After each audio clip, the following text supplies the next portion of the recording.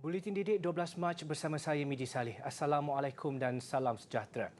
Pandemik COVID-19 menyaksikan Dewan Bahasa dan Pustaka DBP melahirkan banyak istilah baharu khususnya dalam bidang kesihatan awam dan berasal daripada bahasa Inggeris. Malah sebanyak 350 istilah baharu diwujudkan daripada tahun lalu hingga 3 bulan pertama tahun ini. Antara yang paling mencuri tumpuan adalah istilah rumah mongel dan kekili. Rumah mongel adalah istilah baharu yang diberikan DBP untuk menggantikan perkataan tiny house, manakala kekili adalah ciri terbaharu dalam Instagram yang merujuk kepada Reels. Menurut Ketua Bahagian Perkamusan DBP Dr. Rusmadi Baharudin, setiap istilah yang diperkenalkan badan itu bersesuaian dengan perkembangan semasa, terutamanya ketika pandemik COVID-19 yang disifatnya membuka ruang kepelbagaian dari sudut penterjemahan dan padanan istilah bersesuaian bahasa Melayu. Generasi milenial sekarang ini memang rancak ya perbualan mereka di platform-platform media sosial dan kami sering dihujani pertanyaan tentang hal-hal yang berkaitan dengan padanan ini. Ini bagi saya ini menunjukkan bahawa masyarakat cakna juga ya. Sebab kita sering ditanyakan apa padanan Melayu untuk istilah ini, apa ini, dan apabila kita memberikan padanan itu, respon mereka pun banyak. Ada yang menyokong, ada yang garuk kepala. Mengulas lanjut, beliau berkata bagi menarik generasi muda untuk menuturkannya, pelbagai inisiatif dilakukan DBP. Ini termasuk menyalurkan maklumat secara lebih interaktif di media sosial dan tidak terkecuali memuat naik hantaran mengikut isu tumpuan netizen. Untuk mendekatkan istilah-istilah yang ataupun kata-kata ataupun bahasa-bahasa yang indah seperti pantun, peribahasa dan juga apa sahaja yang berkaitan dengan bahasa Melayu, kaedah kita mendekatkan hal ini kepada masyarakat ialah melalui platform media sosial sekarang ini. Itulah platform ataupun wahana ataupun saluran yang amat berkesan sekarang ini. Tambah-tambah lagi dalam suasana pandemik dalam 2 tahun kebelakangan ini, kita memang tidak boleh bersua muka atau mengadakan program-program bersemuka. Untuk maklumat lanjut berkaitan istilah baharu, boleh layari www.jendeladbp.my. Seiring dengan permintaan yang tinggi bagi pembelajaran dalam talian, Universiti Kebangsaan Malaysia UKM melancarkan program pendidikan terbuka dan jarak jauh atau Open and Distance Learning ODL. Program ini bertepatan dengan misi UKM dalam memperkasa pembelajaran sepanjang hayat yang berkualiti melalui mod pembelajaran yang fleksibel dan kondusif. Program ODL berstatus dual mode banyak dipelopori universiti swasta. Ia mula menjadi ikutan IPTA dalam mengorak langkah yang sama sejak tahun 2014. Dilancarkan tepat pada masanya, penularan COVID-19 mencipta ruang untuk UKM menawarkan pembelajaran secara ODL. Di sebalik kita cuba menggalakkan pelajar kembali ke kampus untuk mengikuti pengajian, rupa-rupanya ramai pelajar yang berhasrat untuk meneruskan pengajian secara online dan itu memberi gambaran bahawa program ODL ini bakal mendapat pasaran yang baik kalau sekiranya kita strategikan dengan teratur dan dipasarkan di pasaran. Sebagai permulaan dua program sarjana iaitu Sarjana Pendidikan Pengajaran Bahasa Inggeris sebagai Bahasa Kedua dan Sarjana Pendidikan dalam Teknologi Pendidikan akan menerima pengambilan sulung pada semester Mei 2022. Dianggarkan sebanyak 50 program ODL akan dibangunkan dalam jangka masa 5 tahun ini. Untuk kita melaksanakan program ODL ini memerlukan satu ekosistem yang betul-betul komplit, tuntas dan boleh bersifat komprehensif. Ekosistem ini bukan saja memerlukan kerjasama daripada pihak kedekanan dan fakulti untuk melaksanakan dan menawarkan program ODL ini, tetapi juga bagaimana sebenarnya kita nak melaksanakan program ODL ini dalam platform yang baru. Saya nyatakan begini kerana tak mungkin kita boleh laksanakan ODL tanpa ada kemudahan ataupun prasarana yang menyokong ODL ini. Bagi memastikan sistem penyampaian maklumat melalui ODL ini dapat dilaksanakan secara efektif, kemudahan internet dan intranet juga akan dipertingkatkan. Universiti Utara Malaysia UUM akan menggunakan sistem e-Convo berasaskan teknologi identifikasi frekuensi radio RFID pada Majlis Convocation ke-33 yang akan berlangsung esok hingga 19 Mac ini. Menurut Naib Chancellor UUM, Profesor Dr. Haim Hilman Abdullah, penggunaan sistem baru itu mempunyai dua fungsi utama, iaitu sistem pengurusan jubah dan sistem panggilan nama graduan.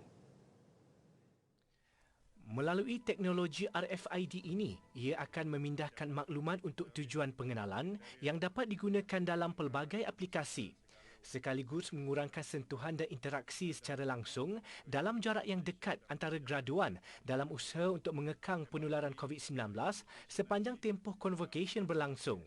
Tambah Profesor Dr. Haim Hilman, tag RFID yang bersaiz kecil itu akan disematkan pada semua jubah graduan bagi membolehkan jubah yang disewa oleh graduan dikesan semula. Sementara itu, untuk sistem panggilan nama graduan, ia akan dikesan oleh pengimbas RFID dan nama mereka akan diumumkan secara automatik untuk mengambil scroll ijazah. Penggunaan sistem ini juga hasil inisiatif UUM Information Technology UUMIT yang turut membangunkan teknologi berkenaan.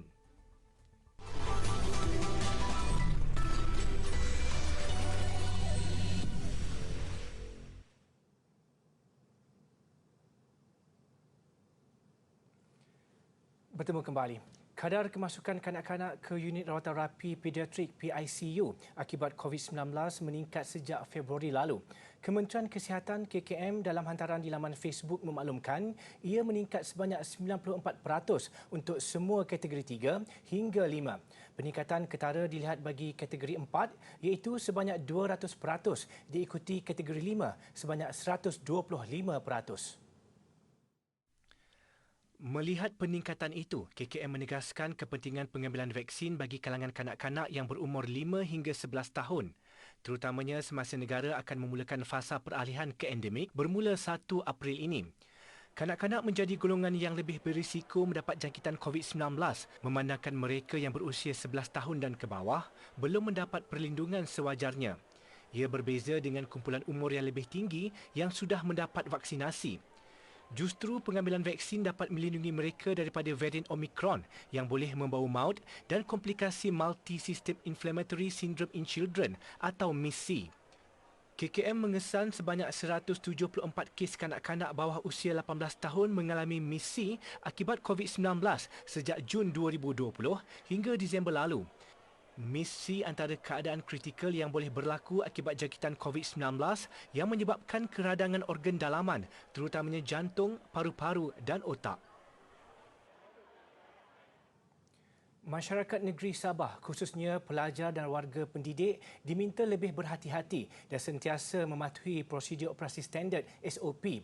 Menurut laman web Jawatankuasa Pengurusan Bencana COVID-19 Negeri, sebanyak 17 kluster COVID-19 institusi pendidikan masih aktif di negeri itu.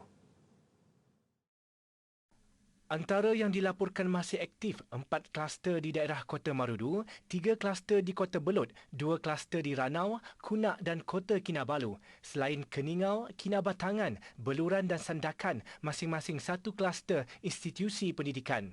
Jurucakap Perkembangan Harian COVID-19 Sabah, Datuk Masidi Manjun berkata, biarpun masih ada baki kluster yang aktif, tiada kes positif direkodkan sehingga malam semalam yang berpunca daripada semua kluster yang terlibat. Sementara itu, Sabah merekodkan kes baharu sebanyak 1,176 kes semalam dengan 759 kes daripadanya adalah kategori bergejala.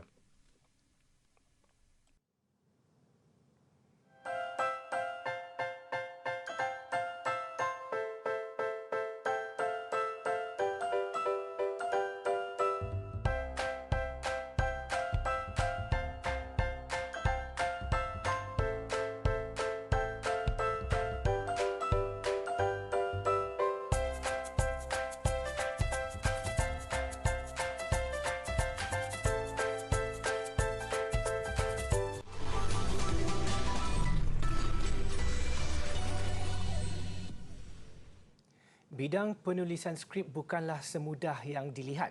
Ia menuntut kreativiti untuk menghasilkan skrip yang berupaya menambat hati penonton. Segmen Kerjaya minggu ini kita kenali penulis skrip drama tempatan Mar Muhammad. Berkhidmat di syarikat produksi tempatan Zil Production, karya Mar sentiasa mendapat tempat di hati masyarakat. Antara karya penulis berusia 28 tahun yang berbekas di hati penonton adalah Sarah Sajida, Tak Sempurna Mencintaimu, Jejak Carmilla dan banyak lagi. Menurut Mar, sejak di bangku sekolah, dia sangat gemar menulis dan membaca. Ayah saya selalu bawa balik newspaper, surat khabar, berita harian, Hari Metro dan sebagainya, dan I selalu membaca. Jadi bila membaca tu tercetus rasa untuk menjadi seorang penulis. Sebab saya suka membaca kolumnis, artikel dan macam-macam benda lah kan. Tak kisah majalah hiburan, majalah sukan misalnya. Dan dari situ tercetus minat untuk menjadi seorang penulis. Pastinya menjadi seorang penulis yang baik tidak mudah dan ada cabaran tersendiri. Selain daripada writer's block, kita menghadapi kesukaran ilham lah, macam ilham, mencari perkara yang berbeza. Okey, antara benda yang paling orang kata selalu saya kena hadap bila menulis, selain kalau bukan writer's block, adalah bagaimana untuk kita into that writing. Maknanya kita meletakkan diri kita, memasukkan roh kita dalam sesebuah karya tu. Penulisan Mar tidak hanya tertumpu kepada drama. Dia turut mencabar diri dengan penulisan skrip filem, kreatif, puisi dan lirik. Sebagai usaha untuk memajukan diri, Mar sentiasa membuat rujukan dan kajian karya daripada mereka yang lebih berpengalaman. Karya-karya penulisan yang kalau saya boleh katakan sangatlah saya jadikan satu rujukan dan paduan, seperti Maizura Idris, Mira Mustafa, bahkan penulisan skrip daripada Wan Mahani, Siti Jasmina Ibrahim, antara penulis-penulis skrip drama di Malaysia yang mempunyai karya terbaik dan berkualiti. Karyanya juga pernah memenangi anugerah drama pilihan di Anugerah Drama Festival Kuala Lumpur dan kini dia melebarkan kerjaya sebagai penerbit penyelaras dan pengarah kreatif.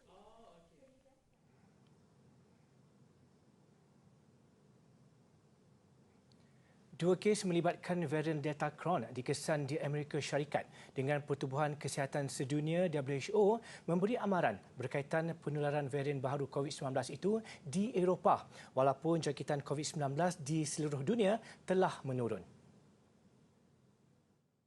Delta Cron merupakan varian yang memiliki gabungan ciri genetik Omicron dan genom varian Delta. WHO memaklumkan berkaitan penularan Delta Cron menerusi taklimat pada Rabu lalu. Menurut WHO, varian itu merebak di Perancis, Belanda dan Denmark.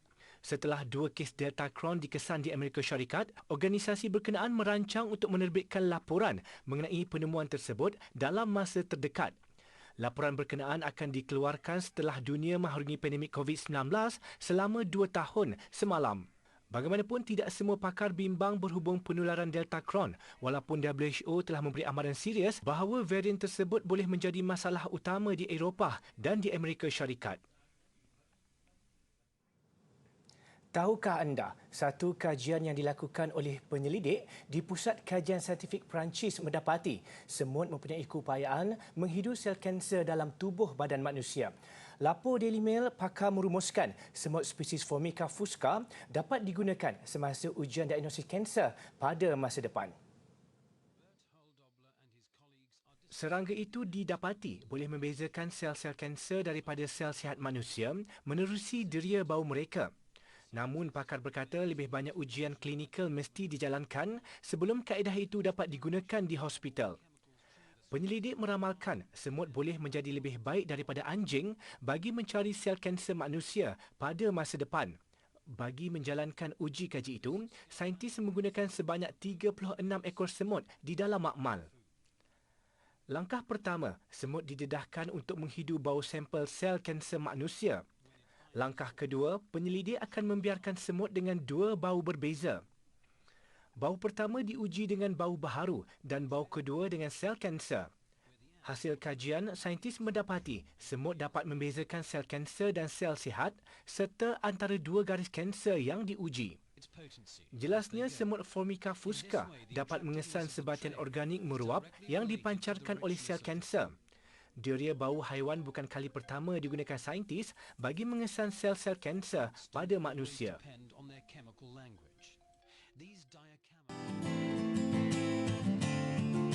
Di Asia Tenggara terdapat sebuah kawasan yang dahulunya dikenali sebagai Kepulauan Melayu. Negara-negara yang sekarang ini dikenali sebagai Malaysia, Indonesia, Singapura, Brunei serta beberapa negara lain. Ajaran Islam mula tersebar pada awal abad ke-10 dan Kesultanan Melayu mula berpengaruh pada abad ke-15 hingga ke-20. Apakah artifak yang berkaitan dengan dunia Melayu ini, adik-adik? Mari kita lihat hasil kerja tangan tekad. Tekad digolongkan dalam seni sulaman tekstil iaitu proses menyulam benang emas ke atas kain baldu. Menariknya tekad ini, sulamannya berkilat dan timbul. Urat-urat benang emasnya diatur agar tidak ditenun ke dalam kain. Tidak, hanya disusun rapi dan diikat dengan benang biasa. Jadi, bahagian benang emas kekal di atas. Adik-adik dapat lihat contoh pada bekas tepak sirih ini. Tepak sirih merupakan peralatan adat dan dominan dalam majlis dan upacara masyarakat Melayu. Oleh itu, bekasnya sering dihiasi dengan hiasan yang mewah. Seperti yang adik-adik dapat lihat di sini, bekasnya dihiasi dengan seni sulaman tekad bermotifkan bunga kekwa.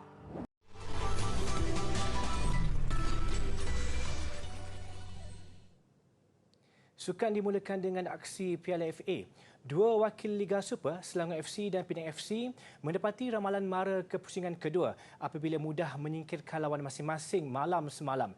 Selangor tidak berdepan masalah untuk mengatasi cabaran hari ini FT dengan keputusan 6-0, sementara Penang menewaskan Bukit Tambun FC 4-0. Turut mara wakil Liga Premier, Kelantan United FC yang menundukkan Kinabalu Jaguar FC juga dengan keputusan 4-0. Beraksi di Stadium Majlis Bandaraya Petaling Jaya, Selangor FC tidak menunggu lama untuk merobek gawang Harini FT menerusi tandukan pemain import kelahiran Brazil, Harrison Keyon pada minit ke-17. Minit ke-29, skuad Gergasi Merah menggandakan jaringan melalui Yuri Henrique sebelum ketua pasukan Safwan Baharudin menjadikan kedudukan 3-0 3 minit sebelum tamat separuh masa pertama.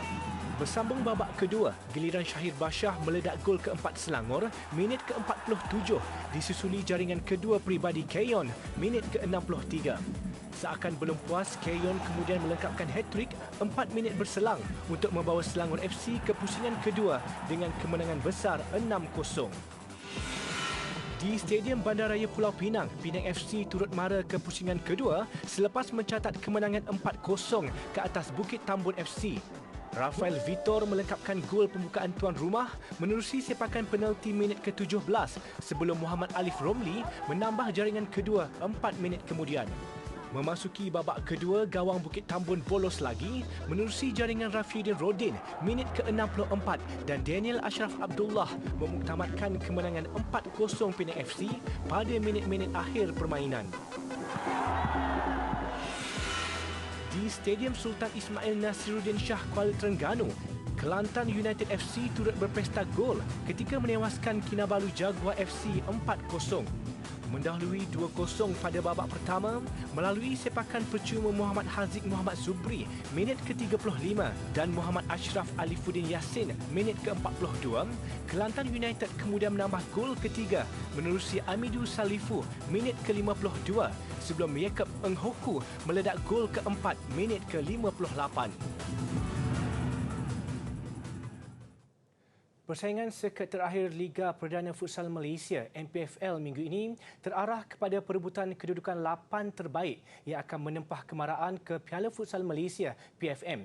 Pesta 11 gol disaksikan ketika dalam pertemuan pasukan pertengahan PDRM FC yang mengecewakan TRW Kelantan, manakala Terengganu pula menang 6-2 ke atas Kuala Lumpur. Di Kompleks Sukan Negara Panasonic Shah Alam, perlawanan di antara PDRM dan TRW Kelantan FC berlangsung sengit.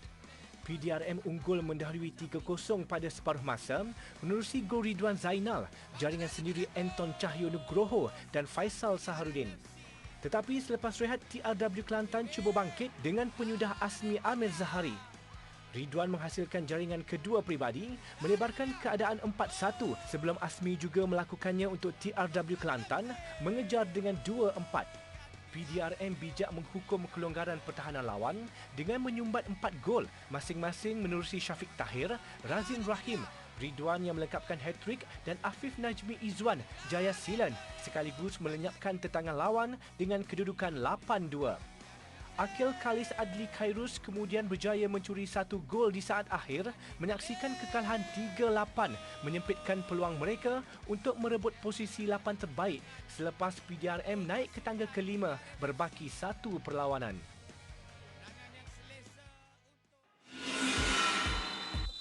Dalam satu lagi perlawanan, Terengganu terus menghidupkan peluang untuk melayakkan diri ke saingan Piala Futsal Malaysia PFM dengan naik ke tangga ke-8 selepas menewaskan Kuala Lumpur 6-2. Aizat Hanafi Muhammad terlebih dahulu meletakkan Kuala Lumpur di hadapan minit ke-7 tetapi mereka hilang kelebihan apabila Fitrah Muhammad menjaringkan 2 gol menutup aksi separuh masa pertama. Kuala Lumpur nyata tidak bernasib baik menyaksikan 2 pemainnya menjaringkan gol sendiri dalam tempoh seminit ketika situasi kelam kabut depan gawang. Zulkarnain Majid menjadikan kedudukan semasa 5-1 namun dibalas dengan jaringan kedua Aizat Hanafi sejurus selepas itu. Saiful Nizam Abdullah menyumbat gol terakhir permainan 2 minit sebelum aksi tamat membolehkan Terengganu mengumpul 19 mata berbaki 1 lagi perlawanan. Dua wakil negara dijadual turun di peringkat separuh akhir terbuka Jerman bermula jam 9 malam nanti. Ia selepas hanya perseorangan lelaki Li Zijia dan bergu Goh Zifei Nur Izzuddin Muhammad Rumsani yang mara selepas menewaskan lawan masing-masing di pusingan 8 terbaik semalam. Li Zijia menyatakan kelegaannya melepasi Zhao Junping di peringkat suku akhir semasa temu ramah dengan penganjur terbuka Jerman. Pertemuan sulung dengan wakil Cina itu berakhir straight set 21-12, 21-18 membolehkannya meneruskan langkah hari ini tanpa diajak beraksi dalam set penentuan. I just try to consistent my game in the second set and especially I think in the opening I didn't did it very well just now. I just try to chase every single point and just close out the game in the second set. Yeah, luckily yes.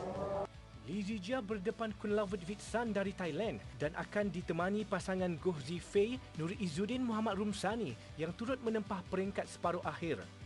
Peregu kebangsaan itu mengatasi rakan senegara Ong Yu Sin Teo Yi Yi dalam aksi sengit 3 set 21-15, 20-22, 21-19. Sementara bergu wanita Vivian Ho Lim Chiu Sien pula kandas di tangan Cheng Ching Chen Jia Yifan dari China 15-20, 20-22. Cuaca sejuk dan ribut salji yang jarang berlaku di Istanbul, Turki sehingga mengakibatkan lebih 400 penerbangan dibatalkan mengakhiri buletin didik malam ini. Saya Midi Saleh, salam hormat, insya-Allah kita jumpa lagi.